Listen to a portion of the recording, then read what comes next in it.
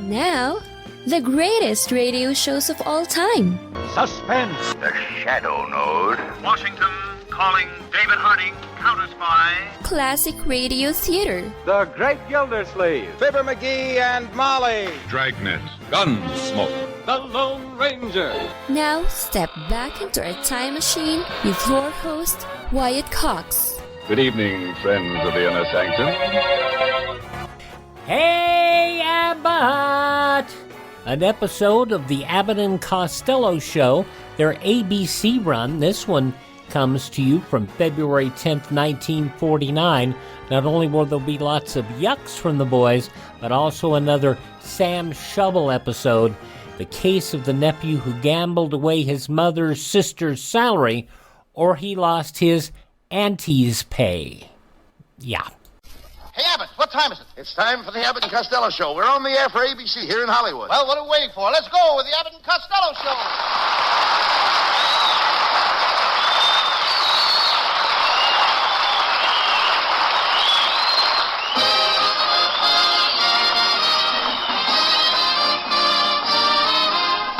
Yes, it's the Abbott and Costello Show, produced and transcribed in Hollywood for your listening and laughing pleasure, with chuckles by the carload and music by Matty Malnick.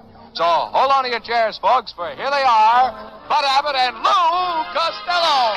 Hey, Abbott! All right. Stop that noise. I saw you rushing down to the studio tonight. Why were you pushing your bicycle? Oh, Abbott, I was so late I didn't have time to get on. But I got other worries besides that. My Uncle Tom is in bad shape, and it's all on account of the election last November. What do you mean? 16 years ago, he said he'd let his beard grow until the Republicans elected a president. Now he's got to move out of Glendale. Why? His beard is slapping over into Cucamonga. That's what I like about your relatives. There's something always going on. Oh, yes. My Aunt Alma is suing the Patterson newspaper for slander. When she got married for the 5th time, they put the wrong headline under her picture. What did it say? Old power plant resumes operations. And Alma ain't gonna like it. You won't, eh? So she got married again, eh, Lou? Yeah. Well, that's what you want to do, get married. I proposed to a girl today, Abbott. I walked up to this beautiful girl and I said, "Will you marry me, Jake?" Huh? The girl's name was Jake. When I'm looking for a wife, any girl that will marry me is Jake with me.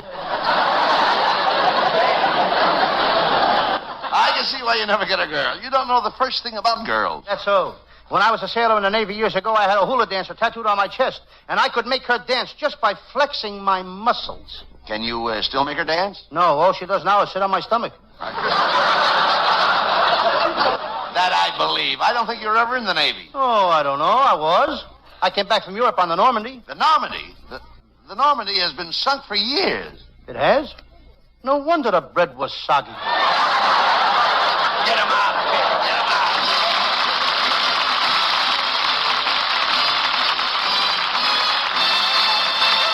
A, B, C, D, F, A. All right. What's the matter with you? You look so unhappy. Strange thing happened to me last night. What do you mean? I woke up at 6 o'clock this morning, and there was a horse in my bed, and the light in my room was lit. That is strange. Yes, I always turn that light off before I go to bed. Well,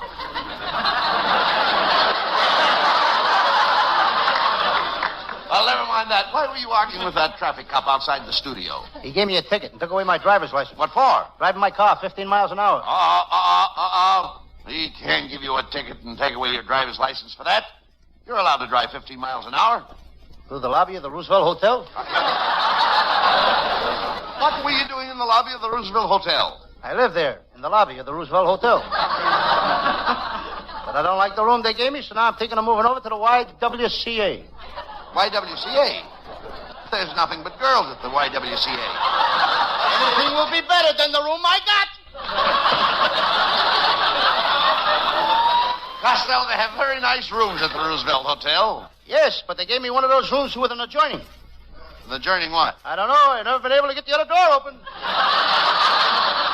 Never mind that. Wait a minute. What have you got in that big package under your arm? A waffle iron I got for Christmas, and it's no good. I'm taking it back. What's the matter with it? Well, I ironed a waffle with it this morning for 3 hours. It still had wrinkles in it. There's what? I said I ironed a waffle with it this morning. And for 3 hours, it still had wrinkles in it. You dummy Wrinkles were still in a waffle. Well, right, I heard. What's iron? What's the matter with you? Ever tried to iron a waffle? Well, wait a minute. Waffles. What are you making a big thing out of ironing a waffle? Wait a minute. Don't shout at me. I ironed a waffle this morning and couldn't get the wrinkles. All right. But there's supposed to be wrinkles in them. That waffle iron is all right. You just don't understand anything about machinery, that's all. How can you say that? I've invented plenty of machines. Right now, I'm working on a machine to make a new type of shower curtain. What kind of a shower curtain? I call it the hostess shower curtain. How does it work? Well, if the hostess is entertaining and she wants to take a shower, she just pushes a button. The shower curtain becomes transparent, and she can see how the guests are getting along in the living room. Don't laugh. Don't laugh. Don't laugh now. There's only one thing wrong with it. What's that? The guests can also see how you are getting along in the shower.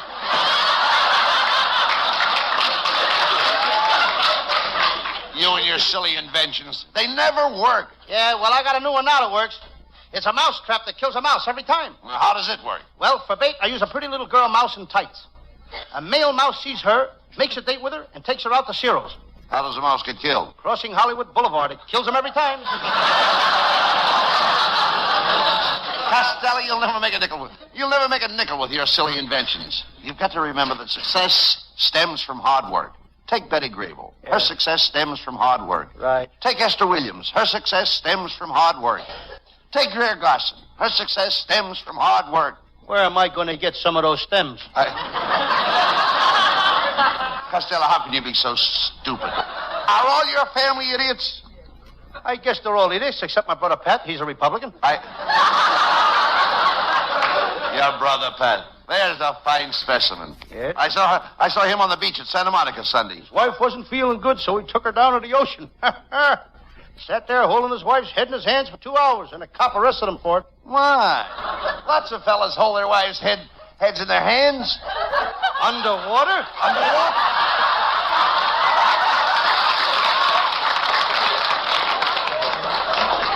Well, never mind that. Where did you go Sunday? Where did I go Sunday? Yeah. I went to Cucamonga to see my new girlfriend, Messy Myrtle. Messy Myrtle. What a girl. Every time I go to see her, she gives me peanut butter. Sandwiches? No, just peanut butter. That's why they call her Messy Myrtle. Messy Myrtle. What do you see in that girl anyway? Well, she's a very brilliant girl, Abbott. She's studying chemistry in college. She invented a drug that will stop a man from smoking, make him quit biting his nails, make him quit drinking, and make him quit going out with girls and cure all his bad habits. Well, that's marvelous. What is the drug called? Poison. What?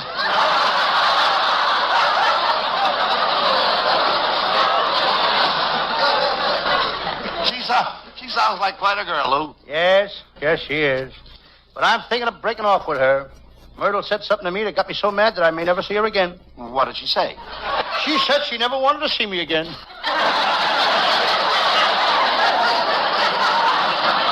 But I don't have to worry about Myrtle.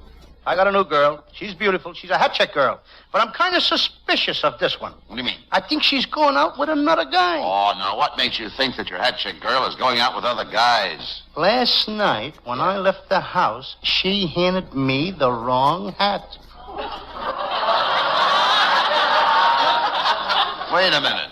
Was it a brown fedora with a little green feather in the band? Yes. Well, here's the check, Costello. Give me back my hat. Okay, and I'll give you back that joke, too.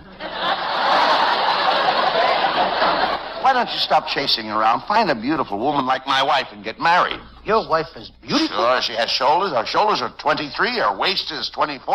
Her hips are 35. How does that stack up with the girls you go out with? The girls I go out with are the same age all over.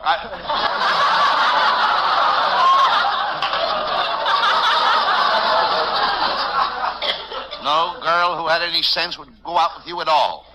You don't know how to treat a girl, Lou. Maybe not, but I'll say one thing. When I kiss a girl, she knows she's been kissed. How does she know? I leave a note.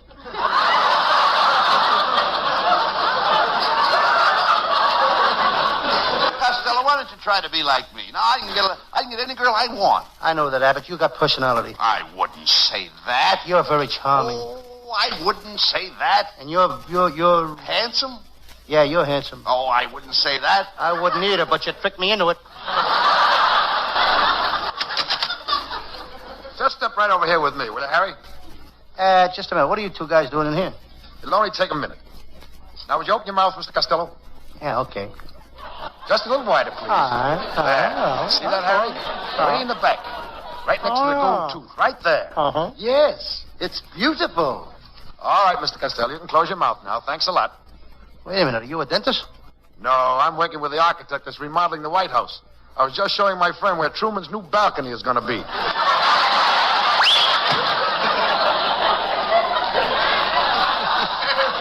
You know, Abbott, I'm the guy they need in Washington. I've got a scheme to get all the nations in Washington together. How can you do that? With the stuff we're shipping abroad. Why, we'll ship all our potatoes to Germany, all our carrots to France, all our onions to Russia, and all our meat to Italy. Well, wait a minute, Lou. How will that get the countries of Europe together? If they want a beef stew, brother, they'll have to get together. Well, hello, boys. Well, look, Costello, it's our lovely secretary, Viola Vaughn. Viola, you look wonderful tonight. Oh, and you look nice, too, Bud. Thanks. Say, Costello, you look very pretty tonight. I've never seen you so dressed up. Wait a minute. Isn't that smoke coming out of your coat? Yes. I ran out of cologne, so I'm burning incense in my vest pocket. Oh, my. You're really sharp tonight, Costello. And I feel so romantic, too. Come over here and put your arms around me. Oh, well, I'd like to, but I can't. Doctor's orders. Oh, what has your doctor's orders got to do with you putting your arms around me? He warned me not to take any long trips.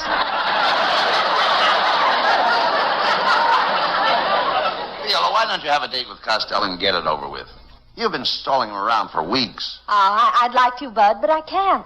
Tonight I'm going out with Gregory Peck. Gregory Peck? Uh-huh. Oh, Viola, I've got everything Gregory Peck has got and more to boot. I know. It's too bad I've got on open-toed shoes.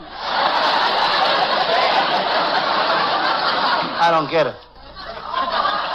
You don't get it? No, I don't get it. You would if she didn't have on those open-toed shoes.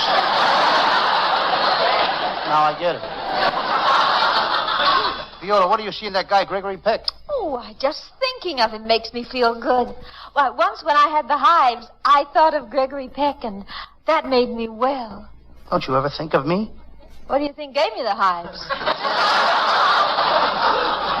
That Gregory Peck must be quite a man. Oh, he is, Mr. Abbott. He takes you out, buys you a 7-course dinner, takes you to 3 or 4 nightclubs, and then gives you $20 per cab fare home. Looks like I'll have to get a date tonight. With Viola? No, with Gregory Peck. Costello. Yes? Costello, if you'll go out with me tonight, I'll give you cab fare home. How dare you? What's the matter, Costello? Viola, do I look like the type of man that would accept money from a beautiful girl like you? Do you think that I, Lou Costello, would allow a gorgeous creature like yourself to pay my cab fare? I do. And you're so right.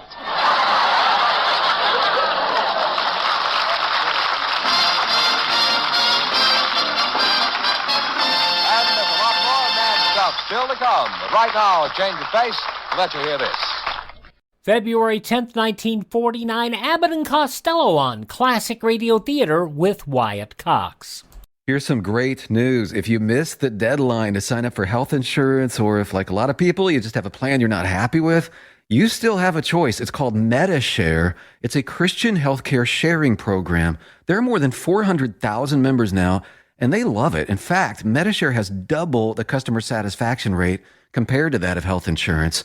And MediShare really is the gold standard when it comes to healthcare sharing. It's been around more than 25 years. Members have shared more than $4 billion of each other's medical bills. Plus, MediShare is for you. It has saved its members billions by advocating on their behalf.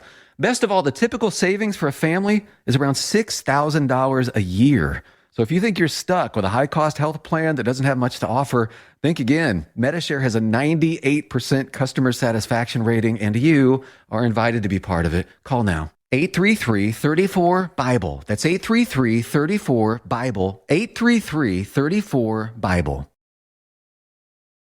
You're in tune with Classic Radio Theater with Wyatt Cox here on your favorite station. Now more of Bud Abbott and Lou Costello from February 10th, 1949. Costello, what have you got in that box you brought in here tonight? My Sam Shovel detective disguises. I worked on a case last night and I wore a disguise. You did? Yes. You should have seen me. I had a big bandage on my head, one arm in a sling, bandage. I had band-aids plastered all over my eyes. My left leg is in a cast and I hobbled along on crutches. Well, what were you disguised as? A California pedestrian.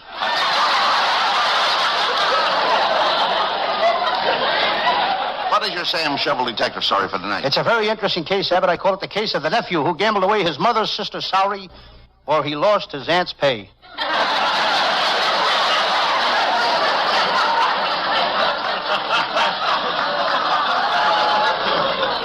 Well, let's get on with the case.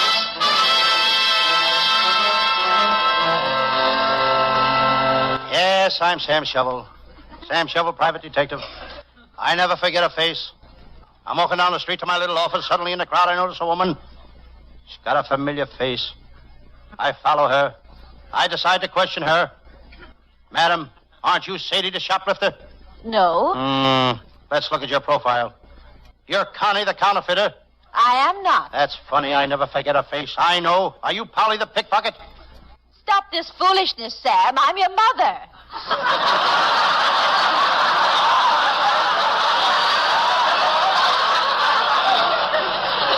And don't forget to come home for dinner. I knew I'd seen her someplace. There goes one of those new underslung 1949 Hudsons. That car is built so low the California drivers are having trouble with them. They gotta jack them up before they can run over a pedestrian.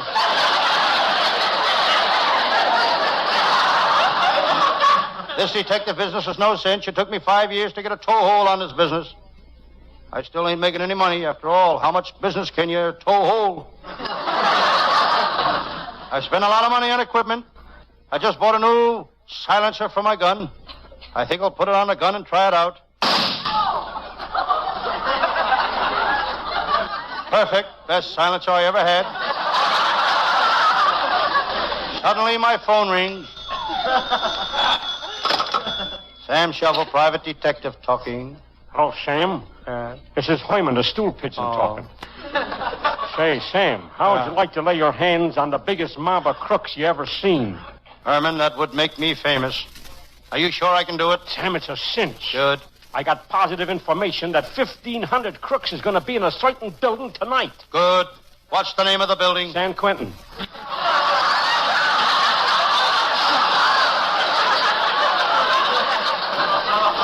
So long, copper. It's times like this that I wish my pal, Lieutenant Abbott of the Homicide Squad, was here. Abbott is a real cop.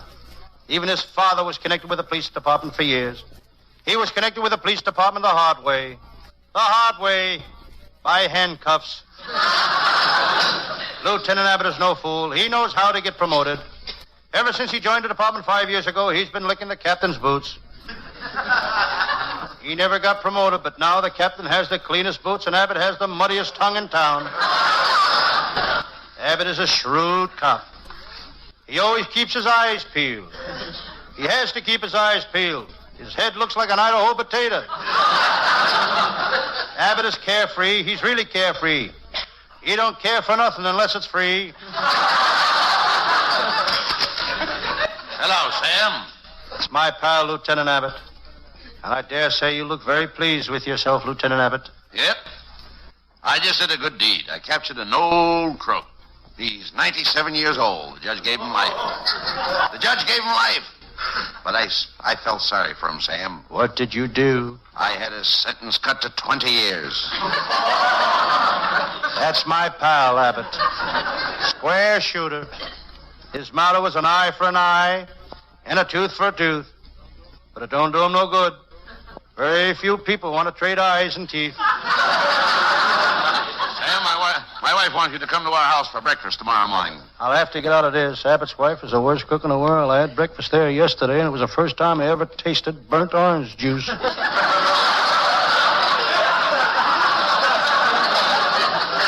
why do you always belittle my wife? Why, when I married her, she was considered the catch of the season. You're right, Lieutenant. And she's still the biggest barracuda on the coast. Never mind that, Sam. What case are you working on? I'm after Marlowe, the crook with 1,000 disguises. Every time he pulls a job, he wears a different false nose. Then he pulls it off and throws it away. He's used so many false noses, he forgot what his own nose looks like.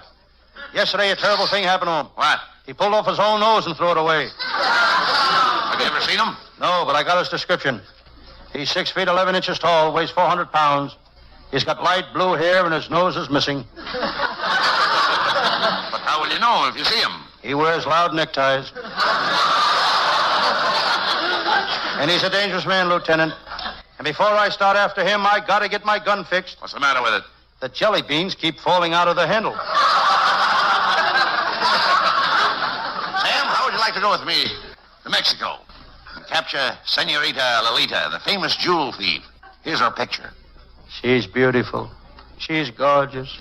She's... Cut it, Sam. She's a thief. Yes. She just stole a $5,000 mink coat. I'd like to get my hands on that coat. She's got $50,000 in stolen money in her safe. I'd like to get my hands on that safe. She's got $90,000 in jewels hidden in the top of her stocking. I'd like to get my hands on that safe.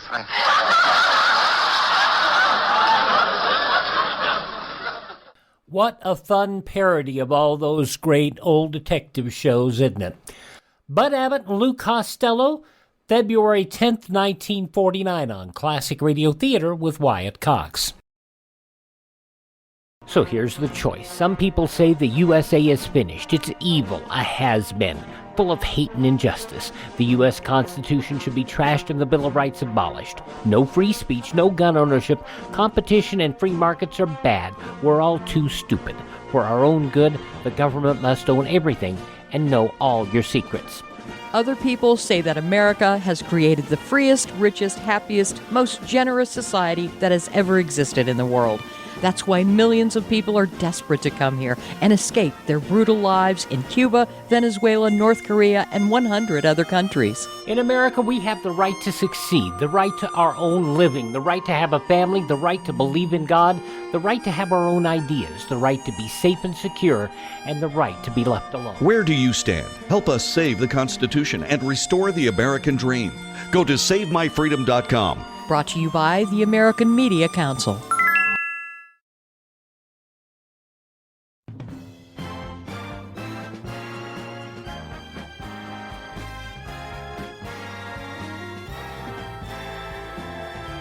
Now on Classic Radio Theater with Wyatt Cox, the conclusion of Bud Abbott and Lou Costello from February 10th, 1949.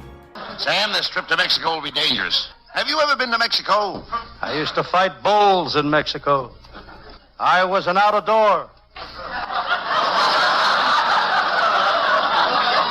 You mean a matador? I took one look at the bull and I was out the door. Sam, you'll find that Mexico is different from California. There, the people drink tequila instead of whiskey. That's different from California. They wear serapes instead of coats. That's different from California. They take siestas in the afternoon, and you can see people lying all over the streets. Same as California. Let's go, Sam. We're off for Mexico to capture Senorita Lolita.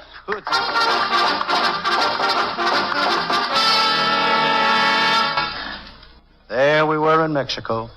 Lieutenant Abbott insisted we stop at the Caliente racetrack. What a gambler. Abbott is a real plunger. He's known as the biggest plunger in the police department. He's never bet any money, but he's great at cleaning out stuffed sinks. We left the racetrack and started tracking down Senorita Lolita. Senorita Lolita. We walked for hours. Sam, we're lost. Knock on that hacienda door and find out where we are. Oh, I knocked on the hacienda door. The door opened, and there stood the most beautiful senorita I've ever seen. She spoke. Ah, saludos, amigas. Hey, little fat one. Would you like a kiss?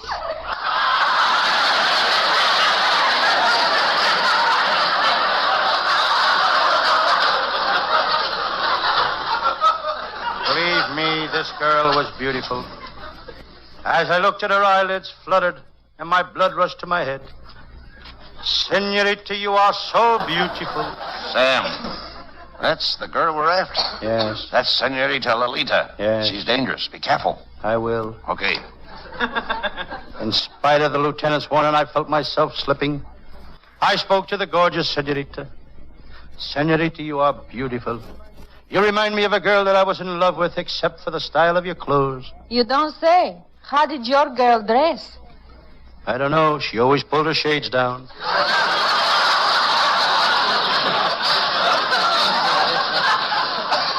But you are more lovelier than she was. I think you're the most gorgeous creature. Sam, please.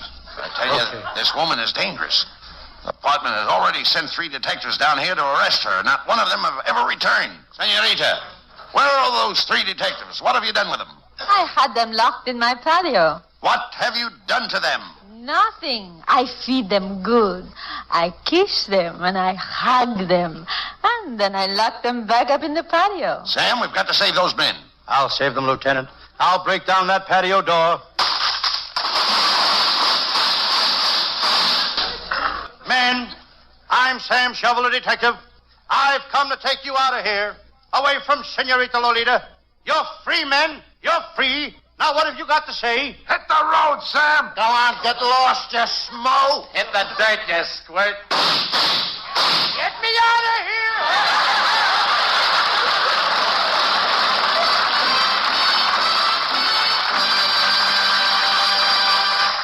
Well, Costello, what will be your Sam Shovel detective case be for next Thursday night? Well, it's a very gruesome case, Abbott. I call it the case of the drowned crook who, when he held up a saloon to get some beer, or the bartender gave him both barrels. Don't miss it, folks. Our writers are working on it now. Yes, that they are. And our writing staff is headed by Eddie Foreman, Paul Conlon, Pat Costello, Martin Ragaway, and Leonard Stern. And our vocalist is Hal Winters, and our show is produced by Charles Vander. And we'll all be looking for you next Thursday night. Good night, folks. Good night, everybody in Patterson. Good night. We love you all. Good night to everybody. Good night, Mother. Listen each Thursday night at this time for another great Abbott and Costello show, produced and transcribed in Hollywood.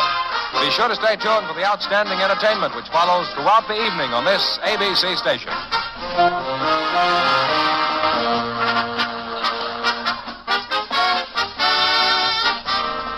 And by the way, yes, that announcer was indeed George Fenneman of Groucho Marx fame. February 10th, 1949, Bud Abbott and Lou Costello on Classic Radio Theater with Wyatt Cox.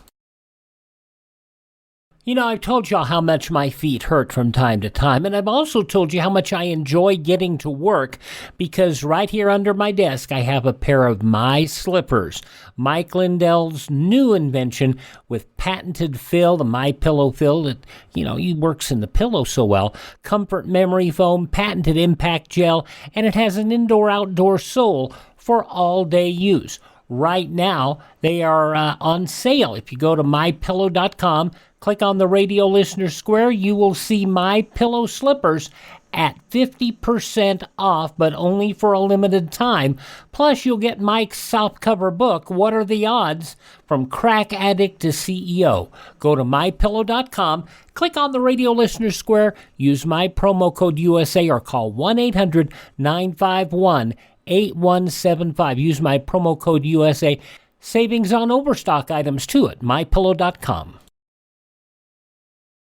Now the wrap-up on Classic Radio Theater, Part 5 of the 5-part Yours Truly Johnny Dollar story, The McLain Matter. This originally broadcast February 10th, 1956. From Hollywood, it's time now for... Johnny Dollar. Johnny, Don Taylor. Are you here in L.A.? With Mrs. McLain. Why didn't you meet my plane? Dr. McLain's been shot. What? Teresa Corbett's boyfriend, a guy named Riley, pumped 3 slugs in him this afternoon. He was afraid McLain might get off. McLain's still alive? He's hanging on, but they don't give him much of a chance. I'm on my way to the hospital right now, L.A. General. Meet you there.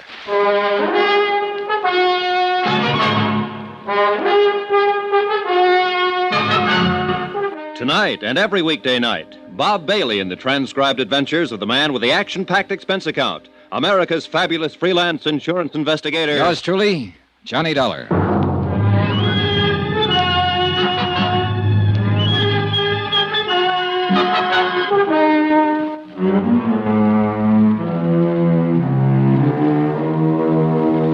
Expense account submitted by Special Investigator Johnny Dollar to Tri-State Insurance Underwriters International Building, Hartford, Connecticut. The following is an accounting of expenditures during my investigation of the McLain Matter. Expense account item 13, $10, rental, for a tape recording machine which I took with me to the hospital room of Dave McLain. Don Taylor met me in the hall. Hi. Hi. Where's Mrs. McLain? I turned her over to the police. Do you know about this? No. Who's this man, Riley? Oh, just a lonely guy who lost his girlfriend. Let's go. Wait a minute. There's something else, isn't there, Johnny? Oh, I don't know. I think there is, Don. I'm going to try to get it from McLain now. That's why I brought this thing. What'll happen to Riley?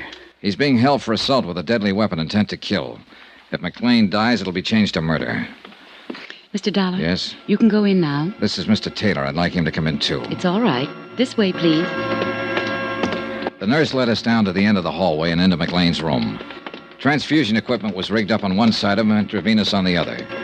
He watched us walk in without a word, until he saw me set up the recording equipment. What do you think that's for? You, McLain. That statement we were talking about. What statement? You know how bad off you are. It doesn't make any difference now.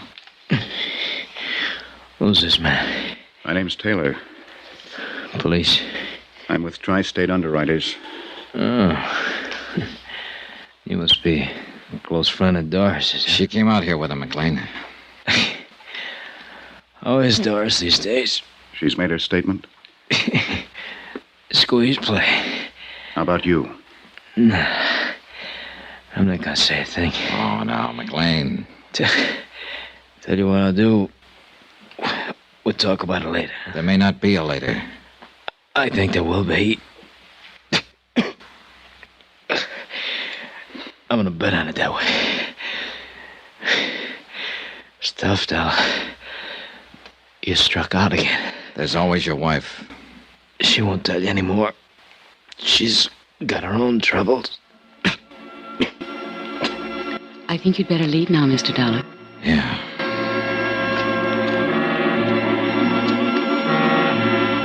McLain's chances for recovery were 1 in 10. That isn't very good odds. But as he said, he was going to bet on himself. And he won. 3 days later, he took a turn for the better. Within a week, he was walking around the hospital. The trial date was set for him to answer charges of defrauding an insurance company. Mrs. McLain was named co-defendant. All set. When do you take off, Don? About 5 minutes. Good night for flying. Yeah. Now, what's the matter, Johnny? Oh, I don't know. This whole case, the people in it, I just don't know. You ought to be satisfied. You've certainly done your job. McLain's are going to stand trial, and there's no doubt they'll be convicted. You testify in court, and that's about it. I know. Don. Yeah? There's more to it. What? I know there is. There has to be. McLain's slick enough not to open his mouth. He hasn't admitted anything. His wife's done all the talking. Sure, that's true, but what she said was enough for us. Was it? Well, wasn't it? Not for me, Don. Johnny, what is it? Riley, I suppose, and that poor girl, Teresa Corbett. A couple of little people who walked into it. Riley's suffering worse than the McLains, than they'll suffer. He lost somebody he loved. She died naturally. He would have lost her sooner or later. The McLains had nothing to do with that. Didn't they? No. Well, I've been thinking about it. Just go in and testify in court and come home and try to forget about it, will you? Maybe you're right. Flight 913, Chicago, New York, and Boston, now boarding. See you in a few days, Johnny. Okay. Bye. One thing, Don. Yeah? Gate 8. Suppose Teresa Corbett had been my girl. So long, kid.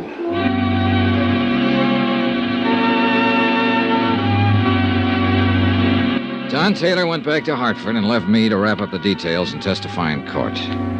The day before the trial, I went over to the county jail to interview Mrs. McLain just once more. Hello. Hello. The uniform isn't too attractive, but they say it's a very healthy life in here. I mean, the regular hours and all. I suppose I should try to get used to it. Yeah. How long will I have to go to prison? Well, that's hard to say exactly, Mrs. McLain. Well, my lawyer said not over 3 years if they convict us. 3 years isn't too long. No. Sit down. Where's my husband? Where's Dave? He was transferred to the county jail today. Is he all right? Seems to be getting along fine. I haven't seen him, you know. You'll see him in court. Oh, I wish it were all over. So do I. But it isn't, is it? Practically. Not at all. Well, what do you mean? So far, we have enough evidence to prove conspiracy against you and your husband, and we'll prosecute to the limit on that. There'll be some other charges against him, the business with the body and so on. Let's not go into that now. But there's something else here I want to get straightened out. This is your statement. Yes. Let me read you this. A girl, whom we later found out to be Teresa Corbett, walked into the office on the night of February 1st, 1954, and complained of feeling ill. She had been drinking. My husband took her into the examining room where she died a few minutes later of a heart condition. Those are your own words on this sworn statement, Mrs. McLain. Yes. Let me go on. I had never seen or heard of Teresa Corbett until that night. I was with my husband when he placed a call to her residence in Jersey City. He spoke with a man there who managed an apartment house and so on. Mrs. McLain, that call was never made. I was in the room when Dave made it. The phone company has no record of it, no bill for it. I mentioned this to you because we are going to mention it at the trial tomorrow. You have my statement. Are you trying to make a liar out of me? The fact remains that call wasn't made. Were you in the examining room when Teresa Corbett died? No, I was in the front office. Isn't it a fact that she was a patient of your husband's before that night? No. I found out, I'll tell you. Teresa Corbett was one of your husband's patients. Why, She came here to live in Los Angeles because of a heart condition she had. He was the doctor she went to see. She just didn't walk in that night and drop dead. If that's true, I didn't know it. That night you said you were acting as a receptionist in your husband's office. When Teresa Corbett walked in, she must have given you her name when she asked to see the doctor. Well, she didn't. Frankly, I thought she was just a little drunk. She'd been drinking. I could smell it. And you just took her right on back to your husband without asking a name, where she lived, anything about her? Yes. Now, look, Mrs. McLain, a lot of things you've told me and put into this statement are true. They've all been checked and rechecked. That's my job. But some of them just don't make sense. What are you trying to do? You wouldn't have known anything about it if I hadn't come to the insurance company. Maybe that's so. Maybe it would have just gotten by. But you did come to us. And whether you knew it or not, we have to know everything now. Everything, Mrs. McLain. Why do you think we've gone to all the trouble and expense of checking all this? I'll tell you. Because your story was too good to be real. It couldn't happen that way, even though the facts seem to say it could. A girl alone and friendless in Los Angeles dying of a heart attack in a doctor's office. A doctor who needs money and has a wife who's heavily insured. That's too much for me to take. Teresa Corbett was a patient of your husband. She had been for several months. She came in like anybody else. You or your husband took her personal history. And you noticed that she had only one living relative, a mother in Jersey City. Will you please tell me what you're talking about? I'm talking about premeditated, carefully planned murder. That's what I'm talking about. When Teresa Corbett's mother died suddenly, there was nobody left to worry about her. Nobody to ask questions about her anymore, right? That's what you thought, anyhow. But there was a man, George Riley. But he didn't know where to go or who to ask. You didn't know about him. All right. Teresa came in several times, and you and your husband got to know more about her. She was the patsy right from the beginning. Wasn't she? Wasn't she? Yes. Do you want to tell me about it? She had been in to see Dave several times. He knew all about her, where she was from, what family she had. That night, when she came in the office, she wasn't drunk. She hadn't even been drinking. She'd had a telegram. She'd just received word that her mother had died suddenly. She was terribly upset about it. She asked Dave for something to help her sleep. Go on. Well, he took her in the examination room, and he came out a few minutes later to get some drugs, and he said something about her case being a terminal. Terminal? You mean it was hopeless? Well, that's what he said. He said he didn't give her more than 6 months. It wasn't true, Mr. Dollar. She wasn't that sick. Then what? Well, Dave went back to the examination room. I just sat there and waited. I guess I knew what he had in mind.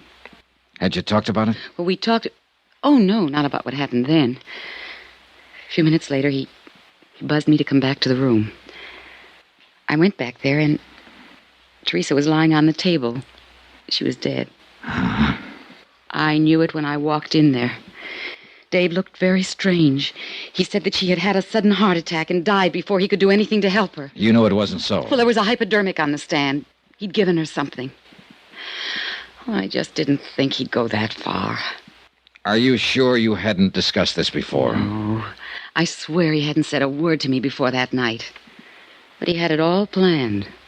That is, what to do and everything, when I came back to the room. He called Dr. Reed. Dave showed him Teresa and said it was me. Reed signed the death certificates. Yes. When did you leave town? Same night Dave made me. He said he'd handle everything. I accused him of killing her, and he said that she just died there. Well, I guess I was kind of hysterical, but then he said, all right, I did kill her. She didn't have long anyhow. I killed her, and you helped me kill her. Now get out of here and stay out of here. If you ever open your mouth about it, you'll go to the gas chamber with me. Do you want a cigarette? Yes, please. Here you go. Thanks.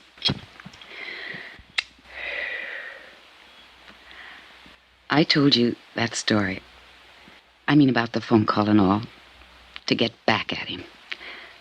I never thought that I'd tell you this part, too. Oh, I'm glad I did. I'm glad it's all over.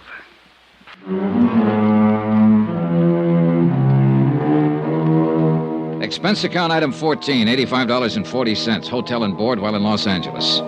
Item 15, $205, plane fare back to Hartford. Expense account total, $798.60. Remarks? Murder charges have been filed against the McLains, and they stand trial next month. George Riley received 3 years and a suspended sentence for assault with a deadly weapon. I was wrong about practically everything in this case. All the lies came true, but so did the facts. Yours truly, Johnny Dollar.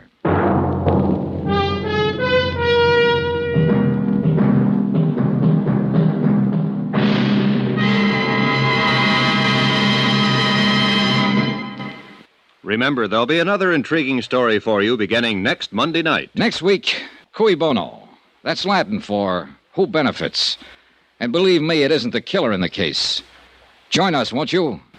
Yours truly, Johnny Dollar.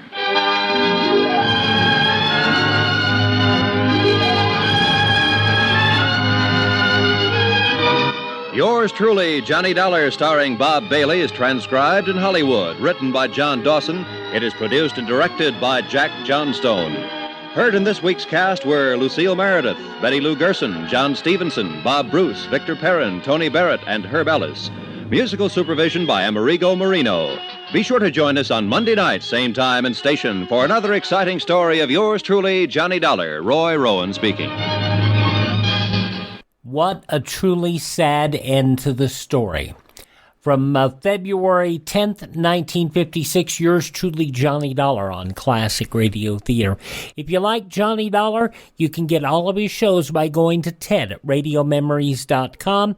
Ted has all of the yours truly, Johnny Dollar shows out there, available not only on CD or cassette, but on flash drive for your computer. That way you can export them to your phone or whatever you want to listen to on the go. That's Ted at RadioMemories.com. Please take a moment to thank this radio station and support their advertisers. It is their kindness and courtesy that allows us to come to you each and every time we're here on your favorite station. We always appreciate it, and we hope you do as well. Please take a moment to visit my webpage, classicradio.stream. That is classicradio.stream. There you can learn more about building a classic radio collection of your own. You can learn more about listening to our shows on demand. And you can also hear our shows on demand, and you can also contact me there. All of our social media contacts are there as well. classicradio.stream. And we're available on just about any podcast app. Just search for Classic Radio Theater with Wyatt Cox. Thanks for listening. Tell all your friends the great radio shows are right here at this spot on the dial. Classic Radio Theater on your favorite radio station.